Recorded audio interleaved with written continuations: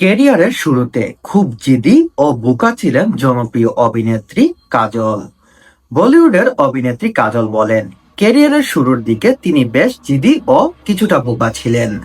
সম্প্রতি এক সাক্ষাৎকারে নিজের অতীত ও বর্তমানে কাজলের ধরন নিয়ে কথা বলতে গিয়ে তিনি এমন মন্তব্য করেন। বলিউডের জনপ্রিয় অভিনেত্রী কাজল তিনি একটি সাক্ষাৎকারে সেখানে তিনি বললেন, যখন তিনি প্রথম প্রথম বলিউড ইন্ডাস্ট্রিতে অভিষেক হয় তিনি অনেক জিদি ছিলেন এবং কিছুটা বোকাও ছিলেন। কাজল জানান, অভিনয় জীবনের শুরুর দিকে তিনি অনেক কিছু না বুঝেই করতেন, তবে নিজের নেওয়া সেই সব জিদের সিদ্ধান্তগুলোই শেষ পর্যন্ত তাকে সঠিক প্রমাণ করেছে। তিনি বললেন, যখন তিনি বলিউডে অভিষেক হতেন তখন তিনি না বুঝেই অনেক সিদ্ধান্ত নিতেন, এমনকি তার সেই জিদের সেই সিদ্ধান্তগুলো শেষ পর্যন্ত প্রমাণ করেছে তিনি সঠিক। এ নিয়ে তিনি বললেন, আমি নিজের সিদ্ধান্ত নিজেই নিতাম এবং তাতে অড়ড় থাকতাম। আমার এই স্বভাবে থাকা সত্ত্বেও দর্শক আমাকে ভালোবেসেছে, সেজন্য আমি কৃতজ্ঞ।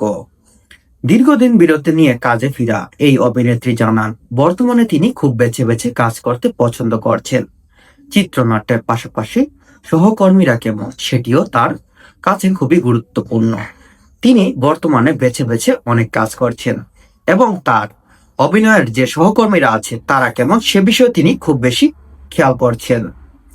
কাজল বলছেন, যাদের সঙ্গে সহজে মেলামেশা করা যায় আমি তাদের সঙ্গেই কাজ করি, কারণ শুটিং সেটে টানা অনেকদিন কাজ করতে হয়, মানুষগুলো ভালো না হলে সেই সময়টা পার করা কঠিন। চিত্রনায়িকা কাজল বলছেন, শুটিং সেটের মানুষগুলো কেমন সে বিষয়ে তিনি খুব বেশি নজর দেন, কারণ শুটিং সেটে অনেকদিন সময় পার করতে হবে, তাই সেখানের মানুষগুলো যদি ভালো না হয় সেখানে সময় কাটানো খুবই কঠিন হয়ে পড়ে। সবশেষে মা ছবিতে দেখা যায় এই অভিনেত্রীকে।